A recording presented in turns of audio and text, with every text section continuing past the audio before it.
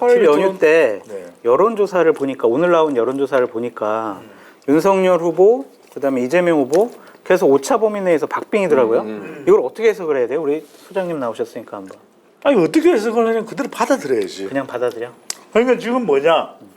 어떤 조사는 오차 범위 내에서 윤이 앞서, 네. 어떤 건 이가 앞서. 네. 이건 무슨 의미예요? 윤석열에서 무슨 의미예요? 아직 결과가 안 정해졌다는 얘기죠. 그러니까 재판을 해보고 변호를 해보면 알잖아요. 네. 어려워. 네. 어려울 때가 있잖아. 네. 지금 그거예요. 이번 대선은 종잡을 수가 없어. 진짜로? 오리무중이야. 아 윤석열이 될 것 같은데 그게 아니야? 지하철역으로 치면 오리역이야. 어. 오리무중이니까. 그러면 그거를 언제쯤 결정된다고 봐야 돼요? 그걸 내가 어떻게 알아요? 아, 여론조사 전문가라며. 저 여론조사 전문가라 해서 불렀다니까 이번- 오늘. 이번 대선은 네. 끝까지 몰라. 끝까지 투표하는 날까지 가야 된다. 그러니까요. 3월 4일. 10일 새벽에도 결과 안 나올 수 있어요. 그만큼 이거는 이제 정말 알 수가 없는 거예요. 아니 정권 교체 여론이 정권 재창출 여론보다 15에서 20%가 높은데도 끝까지 가봐야 한다. 그걸 왜 결과는? 그러냐면 지금 윤석열 후보는 정권 교체 여론에 올라타질 못한 거예요. 그렇죠. 그러니까 그렇죠. 정권 교체 여론에 올라탈 정도가 되면은 이번 대선은 교체가 되지. 네. 그런데 그걸 못하는 이유는 뭐냐? 사람 리스크. 본인도 리스크가 있지. 배우자 리스크도 이미 있지. 좀 털어버린 거 아니에요? 아니야. 아니야 아직도 나올 게 있어. 털어버린 것 같아. 우리가 그렇잖아. 옷을 턴다고 해서 먼지가 다 빠지는 게 아니에요. 그게 남아있어. 여진이 있는 거예요. 그러니까 완전히 해소하려면 적극적으로 무슨 의혹이 있고 뭐가 문제가 되고 해명을 해야 돼요. 적극적으로. 근데 그게 아닌 거야. 그러면 아직도 그게 리스크가 잠재 있다. 그럼요. 그것이 언제 나올지 모른다. 그럼요. 자 김준일 변호사님, 네. 설 이후에 민심의 동향과 대선 전망 한번 들어보고 싶은데. 설 민심에서 영향 안 바뀌었어요. 안 바뀌었다. 네, 왜냐하면 양자 토론이 있을 줄 알았는데 없었거든요. 그것도 결정적인 변수가. 네, 저는 그것도 큰 변수다라고 생각하고 지금 역대 최소 표차가 97년 대선, 네. 두 번째가 2002년 대선, 세 번째가 2012년 대선이잖아요. 그러니까 저는 한 2012년 대선 정도로 지금 약간 결론이 날 수 있을 것 같은 생각이 2~3%. 들어요. 그래도 그때 90몇만 표차 났거든요. 그때 전부 다 까봐야 한다고 얘기했어요. 아무도 예단하지 못했죠. 다 마찬가지니까. 2012년 대선이 네. 아니야. 2012년 대선은 박근혜가 될 가능성이 애당초부터 전망이 되던 선거예요. 저도 더 높다고 봤습니다. 네, 사실. 근데 네. 그게 90몇만 표, 100만 표 정도였고. 자 12년 대선은 차치하고 그 전에 50만 표니까. 올해 대선으로 집중합시다. 올해 대선 같은 게 전망. 어떻게 봐요? 지금 박빙이야? 플로우든 스톡이든 다 윤 후보가 더 유리해요. 저는 그렇게 봅니다.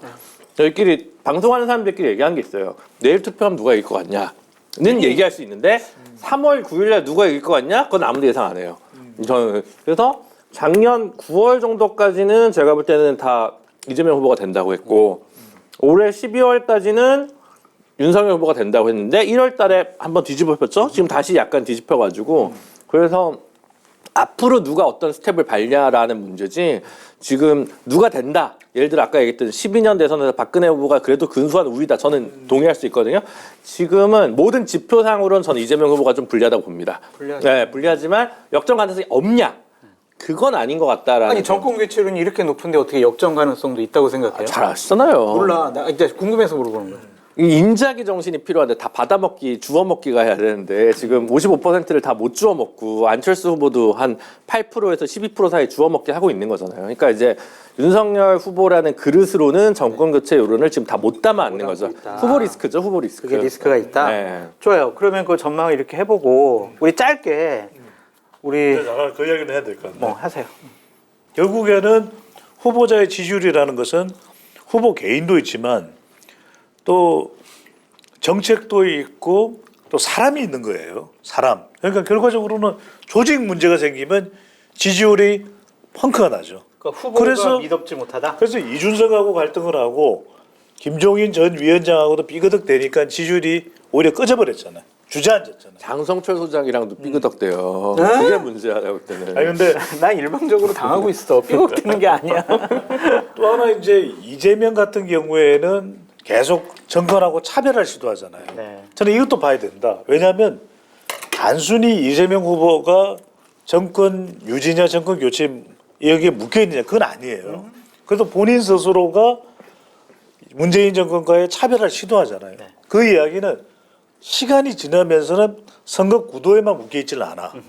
그러니까 꼭 지표상으로 볼 때 우리가 선거 구도가 중요하지만 정권 유지냐, 정권 재창출이냐. 시간이 지나면서 그렇지 않아요.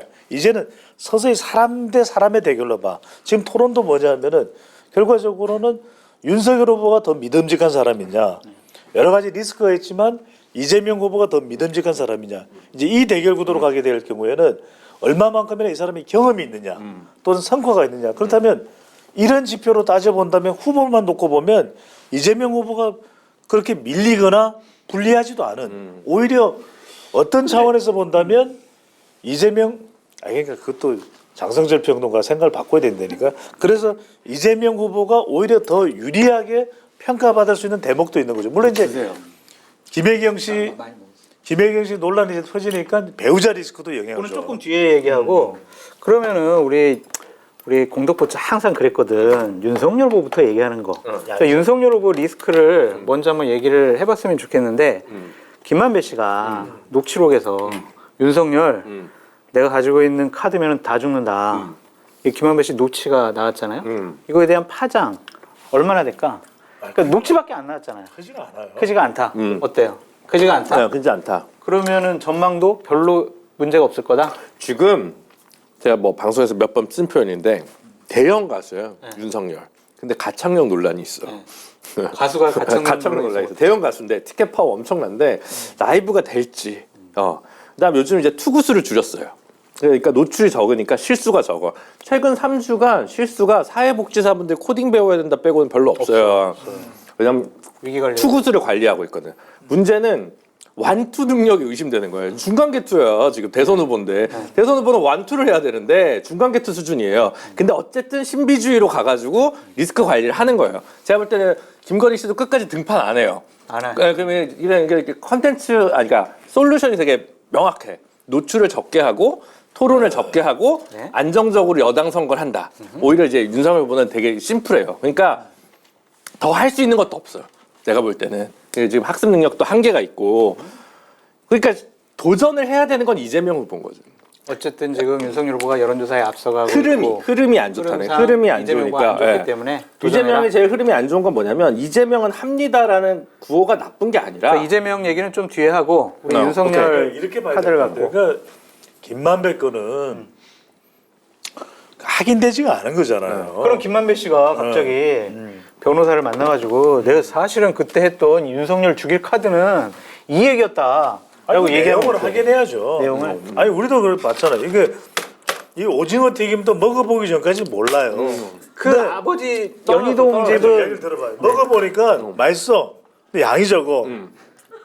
그러니까 명쾌해지잖아요. 그러면 평가는 뭐냐? 양은 내 문제니까 맛은 있었다 이거예요. 괜찮았어. 가격. 근데 김만배 이야기는 이 사람이 무슨 이야기를 하는지 알게 뭐예요. 지금 와서 뭐 누가 한 방 있다 그러면 그건 다 진짜 뭔가 한번 질러보는 건데 내용을 확인해야 되는 거지. 확인해야 되는데 확인이 안 될 가능성이 높기 때문에 대선에 미치는 영향은 없을 거다라고 두 분의 의견 이런 거 공통적으로 있어요. 얘기해요. 언론에서 크게 안 다뤘어요. 좀 칼 그룹에서 대관에서 업무를 잘하는지 모르겠는데 조원태 그 후계 구도잖아요. 칼에. 그래서 김만배 씨한테 돈 빌렸다가 갚았다는 거 네, 아니에요. 맞아요. 기사를 안 거니까 한국일보에 난 거니까 카더라가 아니고. 그러니까 김만배 씨가 가지고 있는 네트워크와 자금 동원 능력과 여러 역량들이 그냥 단순히 이렇게 사자 브로커 수준은 초과하는구나라는 생각은 드는 거예요. 그걸 제가 보고. 그러니까 김만배 씨가 윤석열과 관련된 카드를 잘 갖고 있다고 얘기한 얘기가 저는 100% 하나의 근거도 없는 얘기는 아니라는 생각이 들면서 허황된 과장된 얘기 아니었을까? 정영학 그러니까 씨가 원래 녹음할 줄 그게 알고 허풍이었다라고 얘기했는데 조원태 씨 건을 보니까 저는 오히려 간접 증거로 만만한 건 아니다. 그렇다 보니까 그럼 연희동 집을 김만배 씨 누님이 그 저기 윤석열 후보 부친으로부터 산 게 그 단순한 우연은 아니겠구나라는 생각이 되게 생각이 드는 뇌물 수가 거예요. 있다? 근데 그게 얼마나 폭발력 있게 해가지고 뭐가 터져 나올지는 다른 근데 문제지만 뭐 시세보다 그때 싸게 샀다고 한참 논란이 있었잖아요. 근데 그거는 사실은 아시겠지만 여기 서대문 그 마포구에 있는 그 단독 주택은 환금성 제때 팔리는 게 되게 애매해가지고 팔리는 게 좋다? 예, 제때 그 시기에 현금 필요할 때 사주는 것만으로도 좀 약간 그게 이익을 예, 있구나. 프리빌리지나 베네핏이 좋아요. 있다고 그러면은 제가 2달 전에 막 그 다른 데 강연 가서 마지막 남은 중요한 변수 중에 하나가 배우자 리스크다라고 강연을 했었어요. 그래서 김건희 씨, 김혜경 씨 쫙 이제 이 리스크에 대해서 쭉 설명을 해줬거든요. 김건희 리스크가 많을 줄 알았더니 김혜경 리스크가 만만치 않다. 지금 상당히 논란이 되고 있습니다. 그렇죠. 이 부분에 대해서 우리 김준우 변호사님 일단은 정치적, 윤리적, 도덕적 그러한 문제도 있지만 법률적으로 어떤 문제가 있습니까? 법률적으로는 예를 들어 뭐 직권남용. 직권남용. 그러니까 직권남용에 김혜경 씨가 5급 배모 씨에게 시켜서 7급 그건 지금 모르죠. 그거를 모르고 5급에서 7급으로 간 거지. 배모 씨가 7급에서 시킨 거지. 지금 이재명, 김혜경까지는 이거를 이게 왜냐면 이제 일단 좋아요. 해명상으로는 그러니까. 네. 그러니까 이게 지금 죄가 몇 개 직권남용. 나오는 거, 뭐 횡령이나 뭐 직권남용이나 몇 가지 뭐 이렇게 나올 수 있는데 그게 범죄 주체가 누구냐라고 했을 때 그게 지금 후보나 후보 배우자까지는 안 가요. 지금 해명 정황상의 증거는 증거될 수 없다. 뭐 심증적으로는 그럴 수 있지만 해명 자체가 그러니까 그래서 그거를 예단할 수는 없고 그리고 사실 그 액수가 그렇게 크지 않습니다. 아니 근데 법인카드에서 현금을 1억 4천만 원 정도 인출했다라는 의혹이 제기되고 있잖아요. 아, 제가 그것까지 몰랐는데. 모르셨어요? 네.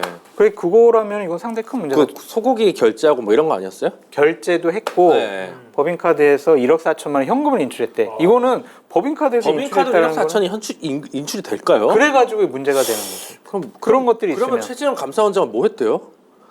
문제가 경기- 있네. 경기도도 문제가 있네. 감사원에서요? 할 수 있죠. 문제가 있네. 이거 뭐 했어요? 이거는 그냥 그거는 저는 그러니까 제가 볼 때 지금 이거 건들은 그럼 법률적으로 더 한- 이상의 증거가 안 나오면 그러니까 지금까지 상황에서는 그렇게 크지 않은 거죠. 예를 들어 뭐 이제 공무원 의전 뭐 시켰다, 네. 뭐 했다는 건데 주체가 누군지도 애매하지만 액수가 막 이렇게 어마어마한 그런 게 아니라서, 그러니까 오히려 윤리적, 도덕적, 정치적 타격이 훨씬 크지. 법률적인 문제에서는 그렇게 세지 않다라고 저는 솔직히 그렇게 생각합니다. 근데 이제 이해는 안 가는 거죠. 왜냐하면 지난 대선 때 안철수 후보가 부인이 그 보좌진 시켜서 뭐 KTX 결제하느니 뭐니 해가지고 갑질 논란이 있었잖아요. 그걸 봤으면 당연히 조시나 그럼 무슨 생각까지 드냐면 어차피 대법원에서 날아갈 거라고 생각해서 대선 준비를 이 가족은 안 했나? 이런 생각까지 드는 정도예요, 사실은. 그래서 근데 작년 4월달까지 한 거 보면 그러니까 전혀 이해가 안 가죠. 이해가 안 가요. 이해가 안 가는 거죠. 그래서 저는 전혀 이해가 안 가고 실드 칠 생각 1도 없는데 근데 이제 그럴 듯하게 나온 액수만 보면 그게 크질 않아가지고 이게 뭐 이거 가지고 감옥 갈 일은 아니니까 그냥 뭐 변호사 비용 그 이제 와서 대납할 수도 없을 거고 그죠? 그냥 뭐 그냥 그런 거고 정치적으로 윤리적으로 그 흐름상 이 시기에 이게 나왔다는 게 제일 안 좋아. 왜냐면 2월 지금 구정 때 제일 좋은 그 뭐가 나와야 되는데 양자 토론 없이 이 이슈가 덮어버렸으니까 흐름상 민주당 캠프에서는 되게 뼈아프다. 그거는 부인할 수 없죠. 그럼 배 소장님 같은 경우에 이게 설 때 이 논란이 좀 국민들 관심을 집중시켰잖아요. 이 논란이 이재명 후보 지지율에 타격을 준다? 영향을 주죠. 많이 줘요? 아이고 좋을 리는 없는 거잖아요. 너무 당연하게. 그러니까 배우자 리스크가 끝까지 이제 평가를 받겠죠. 김건희냐 김혜경이냐 평가를 받는데 수사를 해봐야 되겠죠. 뭐 수사를 해서 정확한 건 국민의힘에서 고발했어요. 밝혀져야 될 거고. 그러니까 수사 내용을 떠나서 뭐 현금을 얼마나 인출을 했고 또 심부름을 시켰고 떠나서 이걸 결과적으로는 마다했었어야 되는 거죠. 이런 일이 없도록 또 잘 예비를 했었어야 되겠죠.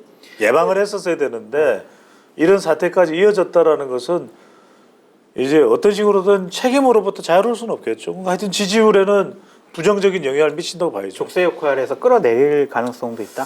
근데 이제 핵심은 이거예요. 그러면 이 김혜경 논란으로 인해서 갑질을 했다 뭐 이런 이제 의혹을 받고 있는데 그래서 이재명 후보가 그럼 무너지느냐? 그건 다른 이야기일 것 같아요. 그러니까 윤석열도 그렇고 지금 배우자 논란이 있는데 후보가 무너지기보다는 이제 영향을 받는데 얼마나 영향을 받느냐. 그리고 윤석열과 이재명 중에서 누가 더 영향을 받느냐. 이게 이제 핵심이라고 봐야 되겠죠. 김준일 변호사님, 네. 내 생각에는 막 한우를 법인카드로 샀다라는 게 두 가지가 문제가 있는 것 같아요. 그러니까 하나는 돈이 없어서 그 한우를 법인카드로 사 먹진 않았을 거 아니에요. 대략 뭐 보면은 어떤 언론 보도면 11차례라고까지 하던데 네. 그 심정이 어떤 마음이었을까라는 것과 또 하나는 본인들도 범죄인 줄을 알은 것 같아. 왜냐하면은 처음에는 개인 카드로 걷다가 그 다음 날 가가지고 법인 카드로 긁었잖아요. 그렇다면 이거 범죄 사실이란 걸 알았단 말이야. 그럼에도 이러한 일을 진행을 했다라는 것 자체가 나는 도저히 그 정신세계가 이해가 안 되는 거예요. 돈이 없는 것도 아니잖아. 그러니까 이러한 것들이 과연 공적인 일을 담당할 만한 자격 조건, 도덕적인 요건을 갖고 있느냐 그런 비판으로부터 자유롭지 못하다고 생각이 드는데 뭐 조금 더 구체적으로 뭐 했는지는 따져봐야겠지만 어쨌든 지금 보도된 의혹들 중에 제가 볼 때는 그러면 한 6할 6푼 정도는 네. 사실일 거 아니에요. 예를 들면 그러니까 지금 제가 방금 살짝 검색해봤는데 현금 인출도 1억 3천 얼마였다는 건데 이게 가게를 위해서 쓴 건 아닐 거란 말이지. 이게 뭐 이제 했었어요? 뭐 경력금도 쓰고 뭐 이렇게 뭐 이게 있으니까 현장 지도비 같은 거 썼겠죠. 그러니까 이거 어차피 이걸 다 써내야 되잖아. 얼마를 뽑았으면 이렇게 다 내야 되니까 어차피 그 서류를 다 남는다는 말이죠. 그러니까 그래서 예를 들면 이랬대요. 그러니까 소고기를 법인카드로 사 먹은 거에 대해서 작년에 이거 법인카드 사용 내역을 내라고 했는데 이 부분이 누락돼 있다는 거지. 그러니까 이런 것들이 왜 그런데요? 감추려고 했고 이러한 일들을 저질렀고 그러니까 민주당과 이재명 후보의 대응 방식도 이거 적절한 것이냐라고 우리 생각을 해봐야 돼. 왜냐하면 직원의 실수로라는 얘기를 했거든요. 이거에서 어떻게 생각해? 직원의 실수로 이런 일이 계속 벌어졌다. 김혜영 씨는 몰란다. 그러니까 모든 내용을 김혜경 씨든 이재명 후보든 알 수는 없잖아요. 정확히 어떤 일을 했는지 그건 이제 밝혀져야 되는 부분이고 어디까지가 김혜경 씨와 관련돼 있고 이재명 후보와 관련돼 있는 건 밝혀져야 될 일이고 너무 우리가 이걸 가지고 호들갑을 떨 이유도 없는 거예요. 차분하게. 그러니까 전 대응 방식에 대해서 물어보는 거예요. 대응 이재명 방식 후보랑 사과했잖아요. 대응 방식은 자기도 뭐 나쁘게 한 건 아닌 것 같아요. 자기도 아닌 것 같아. 네. 규정에 어긋난 근데- 부분이 있으면 이재명 후보도 책임을 진다고 이야기를 한 거고 그리고 김혜경 씨도 공과 사를 구분하지 못했다. 그래서 같이 인연이 있는 사람이 오랫동안 이 관련이 있었기 때문에 그 사람에 대해서 지나칠 정도로 믿었을 수도 있겠죠.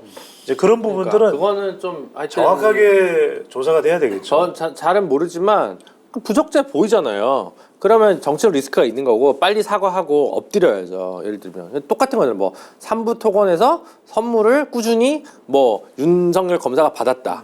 잘못한 거잖아요, 사실. 그리고 이제 뭐 그냥 슬쩍 넘어가는데 어쨌든 그래서 제가 볼 때는 이게 고위공직자 분들이 가지고 있는 관념이 어떤 관념이냐면 자기가 옛날에 봤던 상사들 기준으로 보면 자기는 청백리야. 네, 그거 기준으로만 보는 것 같아요. 국민 눈높이는 훨씬 더 엄격해졌는데 자기가 젊을 때 봤던 상급자들이나 이런 사람들 기준으로 되게 많이 보는 거 아시잖아요. 옛날에 국회 보좌관 할 때 거기 선물이 막 해가지고 보좌진이 하나 쓱 해도 뭐 의원님 모르잖아요. 약간 그리고 너희 나눠 가져라 뭐 이렇게 해가지고 그런 게 한두 개 일이 아니었으니까 그런 게 감염되다 보면 되게 그 우리가 생각하는 도덕적 수준과는 되게 달라진 개념을 이제 갖고 있는 거 되게 많은 것 같아요. 김혜경 씨와 관련해서 우리 여러분들의 실력을 한번 딱 보도록 하겠습니다. 내가 책사라면 김혜경 씨 논란 이재명 후보가 딱 이 한두 문장으로 정리해가지고 넘어가야 된다. 어떻게 얘기하라고 건의하겠어요? 김준호 변호사. 코로나가 없었으면 삼보일배라도 시켰을 텐데. 오케이, 삼보일배. 배 소장님.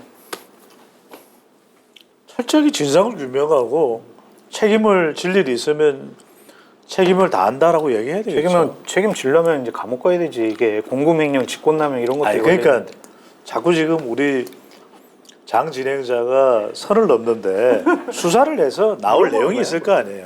그러니까 저는 무슨 이야기냐. 자꾸 우리 유튜브가 자극적으로 가면 안 된다. 유튜브 하시는 분들이나 아니면 일반적으로 지금 뭐 감정적으로 흥분하는 경우가 많은데 차분하게 수사를 해서 그 수사 결과가 명확하게 나올 때 책임져야 될 일이 있으면 책임지면 되는 거고 지금은 대선이 얼마 남지 않은 상황이니까 발표된 내용이 있잖아요. 알려진 내용이 있으면 유권자들이 평가를 하면 되잖아요. 그러니까 저는 기본적으로 이런 생각이 있어요. 이거는 처음에 이제 김 변호사님 얘기했듯이 법률적인 문제보다 도덕적인 윤리적인 그 문제가 더 크다. 국민들에게 주는 충격이 크다. 갑질 문제와 관련해서는 20, 30대들이 상당히 충격으로 더 받아들일 거다라고 생각이 들어요. 저는 딱 6글자만 얘기하시라. 변명하지 말고 잘못했습니다. 지금까지 밝혀진 것만 해도 잘못한 게 맞잖아요. 물론 직원들 관리를 잘못했을 수도 있고 본인이 지시했을 수도 있는데 잘못한 거는 잘못했다고 얘기하는 게 가장 빠른 수습책이다 라고 저는 말씀드리도록 하겠습니다.